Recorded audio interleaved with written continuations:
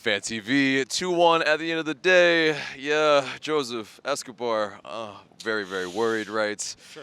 But, yeah, we kind of gritted it out at the end, yeah? Yeah, so I guess we can start with the positive, which was the first half. I mean, it was 2-1 at the end of the half. And yeah, I think we very early on, especially the first 20 minutes, was all Atlanta in terms of possession, in terms of the territory. The game was basically being played in Nashville's half.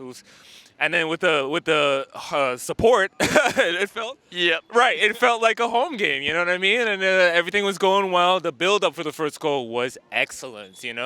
One of the things you'll hear me talk about a lot is Escobar getting forward, right? And he gets forward, he does a 1-2 with Joseph, he plays a nice ball into Barco, and then Barco does the rest. And I'm so happy for Barco to get on the score sheet early, and that confidence in front of goal, you know what I mean? And all the attention in the first two matches on Joseph and PT, Barco gets on the score sheet. I thought Barco had a very good game in terms of covering ground. We saw him move left, move right. He came deep a couple of times to recover the ball, which is something I like seeing as well. And so, it was very encouraging from him. And then, the Hyman hit. I mean, jeez. Yeah, on the volley. Woo! I mean, we had a perfect angle to the arrow right into the corner. It was so good.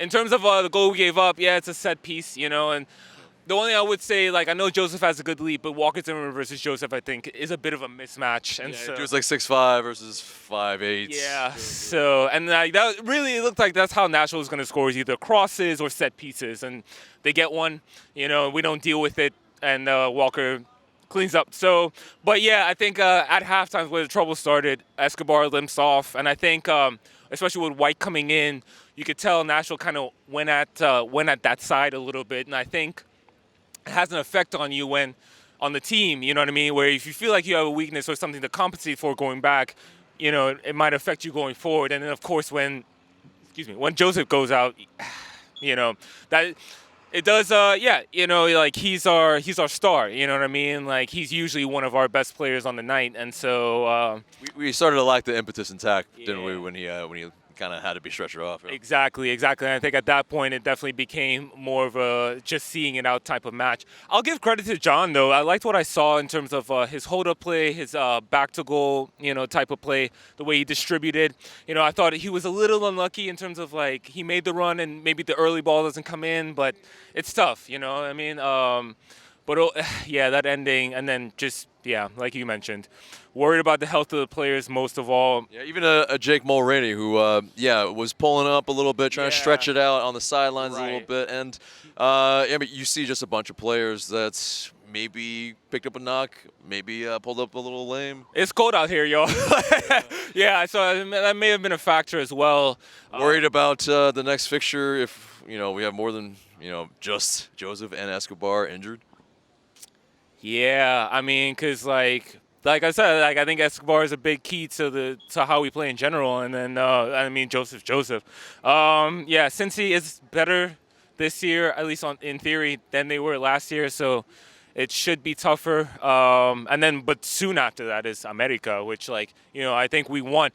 We already were dealing with absences with Miles, and then a possible starter in Joseto. And then now, with these players out, it's who are we going to have in 2 weeks? So it is a little bit of a worry. I think for now, though, our first opening day win, very excited. A home match.